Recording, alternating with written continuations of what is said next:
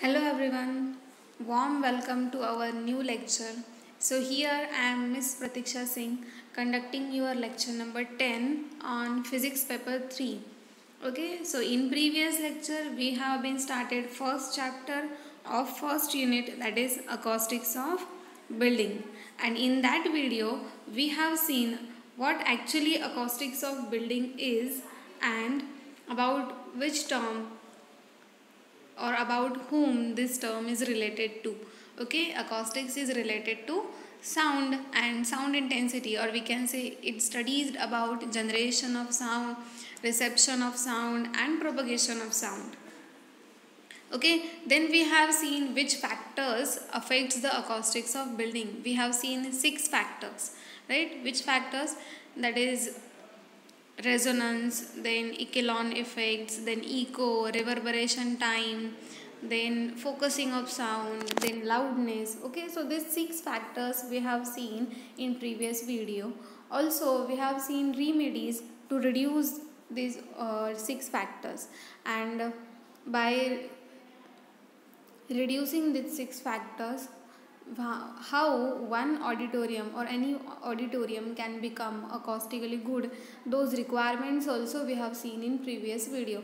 So here we will start with those requirements only.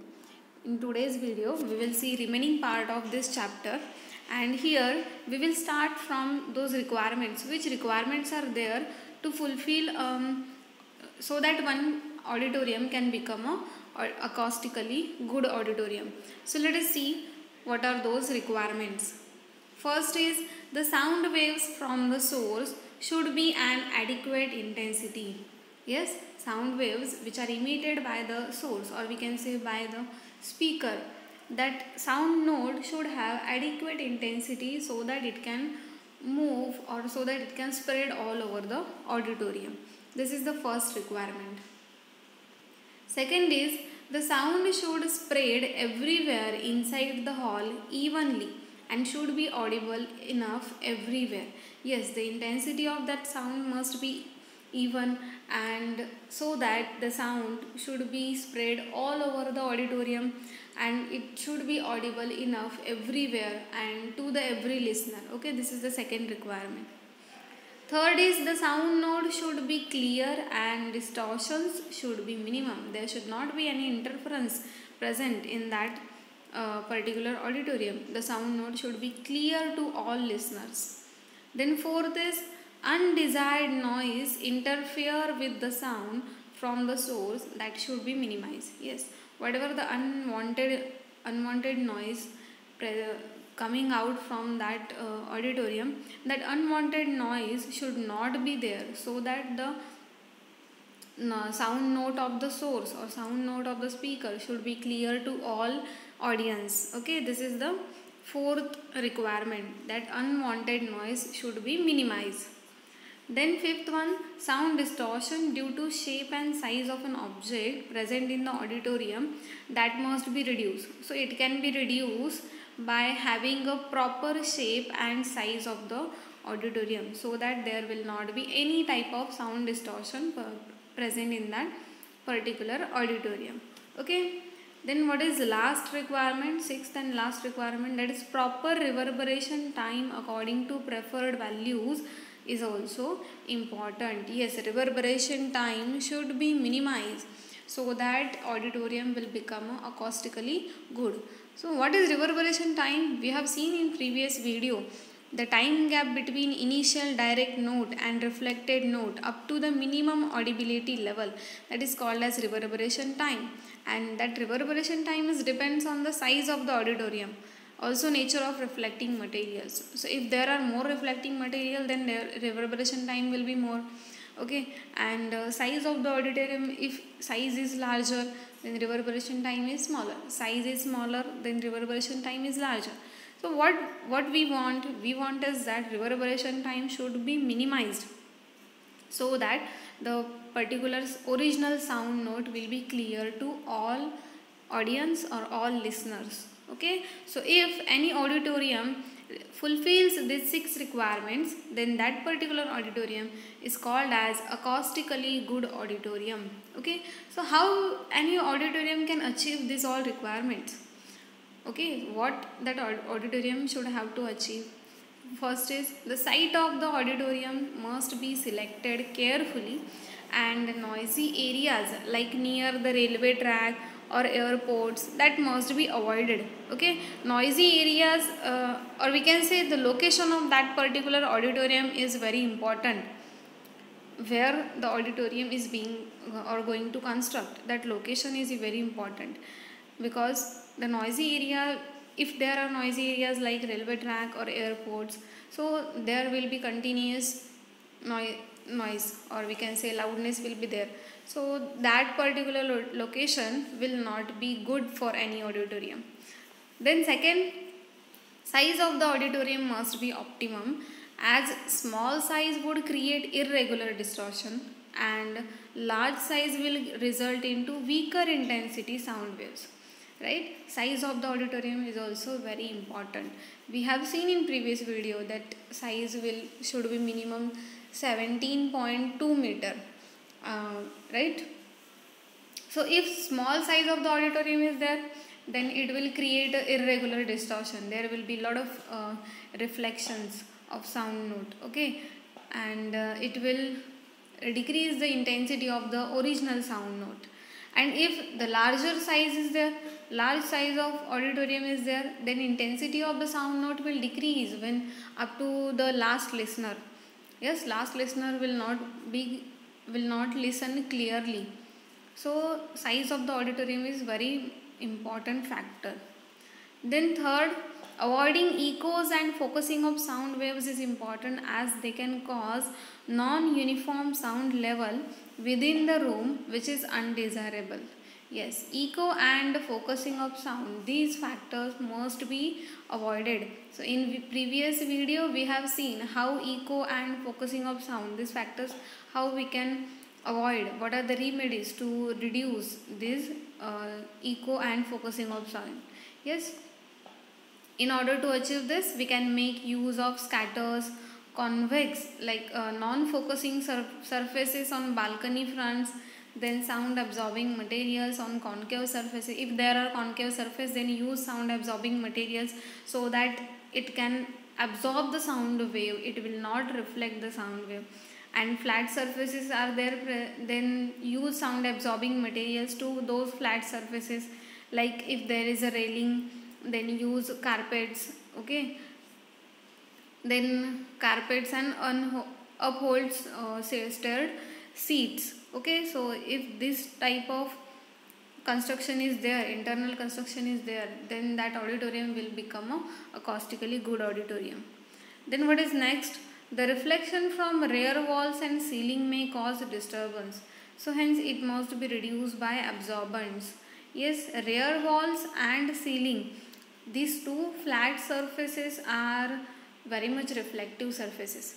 So sound notes are coming, or we can say reflecting from this surface, that is rear wall and ceiling.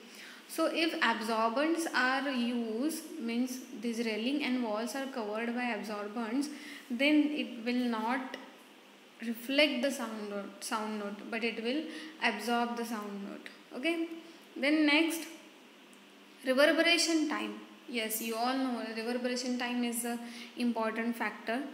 So it can be controlled by proper use of absorbing materials, then optimum number of audience, and presence of optimum number of windows.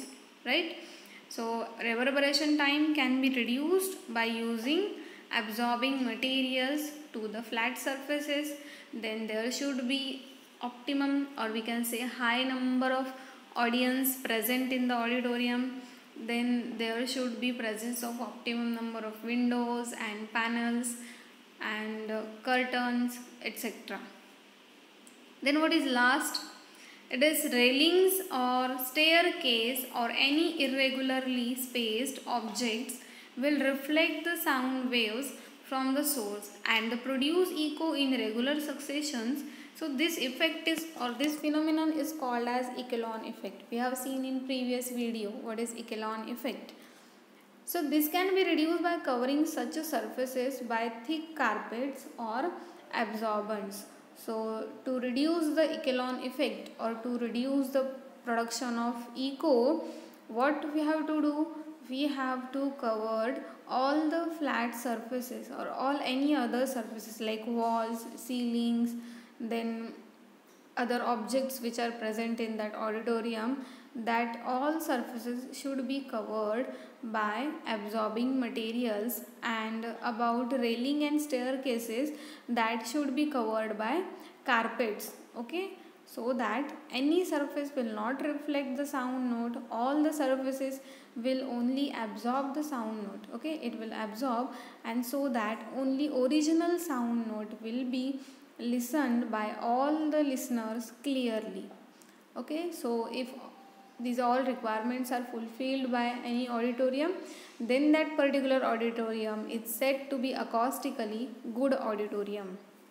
Okay, so I hope you must get the point. Let us see next characteristics of sound. So the first is sound intensity.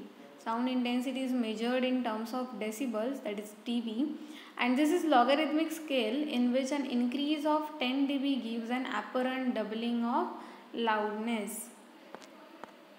Then next is sound pitch. It is measured in terms of hertz. It is a standard unit for the measurement of frequency. Then what is the audible range of the sound for human ear? It is typically 20 hertz to 20,000 hertz. Yes, the audible range of our ears is 20 hertz to 20,000 hertz. Also, through aging, the exposure to loud sounds and aging, the upper limit will generally decrease. Yes, as per our age increases, the upper limit of this audibility level, that is 20,000 hertz, is decreases generally. As well as intensity and frequency, sound also transmits information. Yes, for example, if music or speech, which transmit information which people may perceive differently from other sounds. Okay, so these are the characteristics of sound. Then next is Sabine's formula. It is a very important topic of our chapter, that is Sabine's formula. So the theoretical study of reverberation began in 1900 when it was established that about 250 reflections takes place before sound becomes inaudible. Yes, 250 reflections takes place in the particular hall before sound becomes inaudible. So Sabine developed the formula, reverberation formula, to express the rise and fall of sound in an auditorium. Right? So the main assumption of that Sabine's formula are: the average energy per unit volume is uniform. The energy per unit volume must be uniform. Then energy is not lost in that auditorium. The energy lost is only due to the absorption of the material of walls and ceilings and due to escape through the windows and ventilators. Right? So Sabine has given the formula, or he has developed a reverberation formula just to express the rise and fall of the sound in an particular auditorium. So let us see what is that formula. Formula is A is equal to summation S A alpha, summation S alpha, where summation means total. Yes, Sabine's total room absorption at given frequency. S is what? Surface area of material in feet squared. And alpha is what? Sound absorption coefficient at a given frequency, or we can say it as NRC. Yes, A is the absorptions. Okay, A is absorption, and what is S? S is the surface area of material. Alpha is the sound absorption coefficient.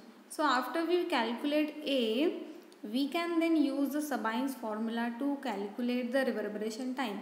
The main formula for reverberation time is RT60 is equal to 0.049 V upon A. Okay, or this formula sometime it is T is equal to 0.158 V upon summation AS. Sometimes that formula is also been used, that is T is equal to 0.158 V upon summation AS, or sometimes RT60 is equal to 0.049 V upon A. This formula is also used. Both of the formulas are equal. Okay, RT60 is the reverberation time, V is the volume of that particular space or of that particular auditorium, and A is the absorption coefficient. Okay, so I hope you must get what exactly the formula is. So the time of reverberation can be reduced by providing more number of doors, then more number of windows, making wall rough, or covering the wall by absorbents, or using large number of curtains, and curtains that should have maximum folding, and providing seats with cushions. Okay, so if these all factors are present in that particular auditorium, then reverberation time will automatically decrease, because all the materials are sound absorbing, so it will not reflect, there will not be any reflection in that particular hall. So original sound note will directly or will clearly listen by the receiver. Okay, Sabine's formula works for large enclosure, however it leads to paradox for highly absorptive surfaces. For instance, when A is equal to 1, all sound energy incident on the surface is absorbed. Right? If A is equal to 1, then all sound energy is absorbed. And T is equal to 0, such a room is called as dead room, because there is no reflection, all materials are just absorbing the sound, so there will not be any sound medium to just transmit the sound notes or sound waves. So that particular room is called as dead room, that is acoustical term, dead room. And Sabine's formula is valid only for 70.2, that is experimentally. Okay, this formula is valid only for 70.2 value. Okay, so I hope you must get what actually Sabine's formula is and how we can calculate the reverberation time according to Sabine. See here how the Sabine's formula can reduce the reverberation time. If you see in graph, see first last graph, that is no boxes. If there is a room, just imagine if there is a room which is empty, there are no particular materials are present or no any objects are present in that room, no boxes are there, then if you say something in that room, then your sound note will just reflect and reflect and reflect everywhere, and a lot of echo and echelon effect will be there. So reverberation time will be larger, as much as larger, like 0.8 to 0.1, in the range of 0.8 to 0.8 to 1. Okay, and if that particular room are having a boxes on the wall, okay, the boxes like which can absorb particular sound note, so the reverberation time in that room will again decrease up to the 0.6. And if a room is designed according to Sabine, then reverberation time will be as much as less than 0.0 to 0.3. If you see in graph, it is a straight line from up to 0.3, right? So here the room is designed as per the Sabine's description, or auditorium has fulfilled all the requirements, then the reverberation time will be lesser. Okay, so this was all about Sabine's formula. Now let us see determination of absorption coefficient, whatever the value of alpha, how we can calculate alpha, or sometime it is written in terms of A. Okay, the absorption coefficient is defined as the ratio of sound energy absorbed by a body to the total energy incident on it. Okay, what is actually absorption coefficient is, it is the ratio about what, ratio of sound energy. Okay, sound energy, whatever sound energy has been incident on a particular object, the total sound energy and the sound energy which is absorbed by that object, the ratio of these two terms is called as absorption coefficient. Yes. I am just repeating one more time. What is absorption coefficient? It is the ratio of sound energy absorbed by the object divided by total sound energy incident on that object. Okay. So unit of absorption coefficient is Sabine. It is measured in terms of Sabine. And to determine absorption coefficient, a source of audible frequency is like a 512 Hz is excited in the hall, and time of reverberation is determined without the absorbing material. There is no absorbing material present in that hall. Okay. So if summation AS represents the entire sound energy absorbed in the hall, then T1 is equal to 0.158 V upon summation AS. Yes, you have seen this formula. T1, that is reverberation time, first reverberation time, where in that room there are no absorbing materials. So that time reverberation time is given as T1 is equal to 0.158 V upon summation AS, where V is the volume of the hall and summation AS is the A is the absorption and S is the surface area. Okay. Now that hall is provided with all the sound absorbing materials. Okay. In first case we have seen there are no sound absorbing materials in that hall. Then reverberation time is T1. Okay. It must be larger. And now if there are sound absorbing materials are provided into that hall, then reverberation time will be lesser. Okay. And that we will denote as T2. And it is also given as summation 0.158 V upon summation AS plus A1S1. Okay. Now invert the equation 1 and 2 and subtract them. Okay. Just invert the equation 1 and 2. Means T1 will become 1 upon T1 and T2 will become 1 upon T2, and the right hand side ratio will get invert. Okay. And now subtract these two equations. Subtract the equation number 1 by equation number 2. So what you will get? 1 by T2 minus 1 by T1 is equal to summation AS minus A1S1 upon 0.158 V minus summation AS upon 0.158 V. Yes, what we have done? Just remind one more time. Suppose we have considered a hall with no any sound absorbing material present in that hall. Okay, then what will be the reverberation time? It will be written as T1 is equal to 0.158 V upon summation AS. And if now sound absorbing materials are provided in that hall, now reverberation time will be lesser, that is T2. It is T2 is equal to 0.158 V upon summation AS plus A1S1. Okay. Now what we have done? We have inverted these two equations and subtracted equation 1 from equation 2. Okay. So we get this last equation. Okay. Now if you subtract the right hand side, you will get what? A1S1 upon 0.158 V, because A summation AS upon 0.158 V, that term has been get cancelled. And what remains? A1S1 upon 0.158 V. Okay. Now if you solve left hand side cross multiplication, you will get T1 minus T2 upon T1 T2 is equal to A1S1 upon 0.158 V. Okay. Now just have a A1 in one side and put up all the other terms to the other side. You will get the final formula, that is A1 is equal to 0.158 V upon S1 into in bracket T1 minus T2 upon T1 T2. So since the values of S1, T1, T1, T2 and V are known, the value of A1 can be determined by using this equation. Okay.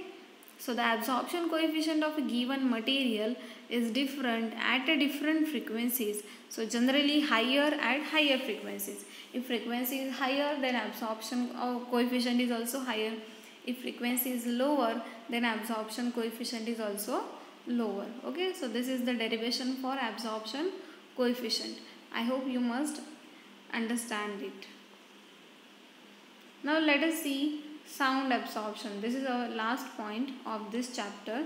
Sound absorption. It is the loss of sound energy when sound wave come in contact with any absorbent material like a ceiling walls, floors, and other objects. And what is the result?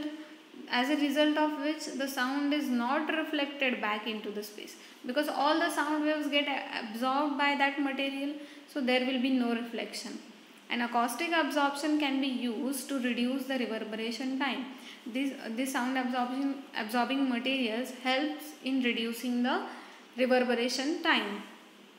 Absorbent materials are sometimes categorized from A to E, where A is highly absorbent and E means almost fully reflective. Okay, sound absorbers can be divided into three main categories: porous absorbents, that is such as fibrous material or open cell foam. You can see in diagram fibrous materials.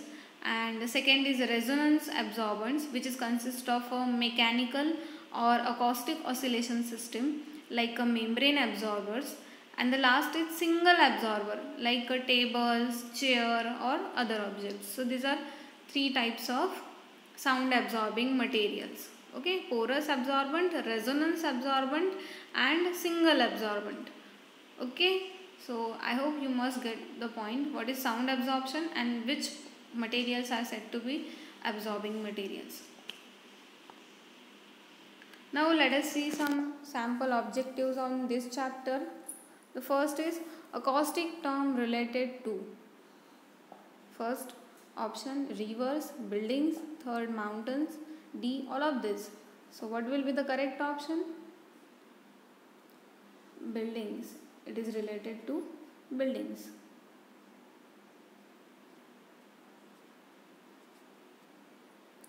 Second question, the reverberation time is depends on surface area, depends on size of the auditorium, depends on nature of reflecting surface, and D all of the above. Yes, reverberation time depends on all these three factors, that is surface area, size of the auditorium, nature of reflecting surface. These all factors are important while consideration of reverberation time. So the correct answer will be all of the above. Then the reflecting object must be at dash meter away from the sound source. What the actually distance between the reflecting object and the speaker must be? Yes, what is the distance?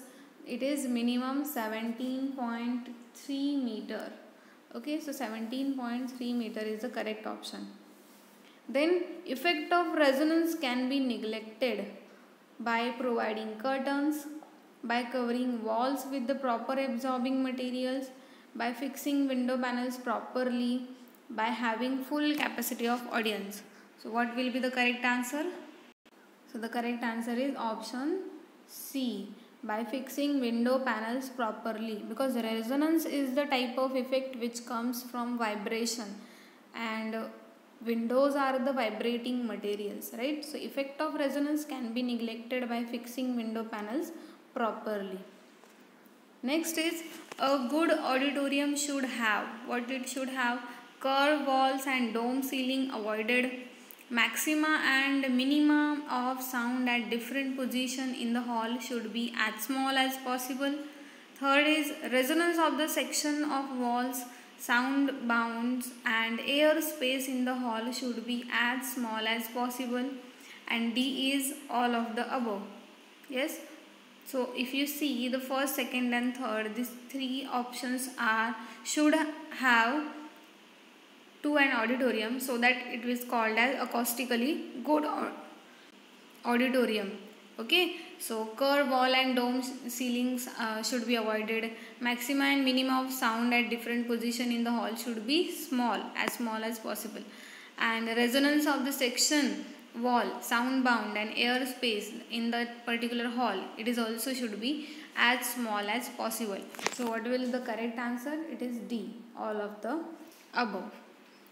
Then the last is the unit of absorption coefficient, sound absorption coefficient is, what is the unit?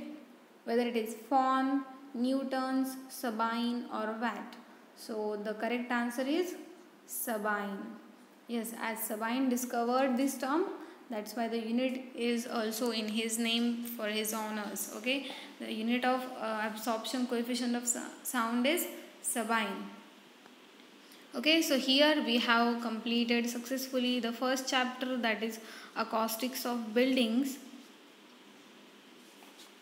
of first unit physics paper 3, and remaining two chapters, that is laser and fiber optics, that we will see in next lecture, in next videos. So write these topics in your notebook and revise it. We will meet in next video. Till then, thank you and bye bye.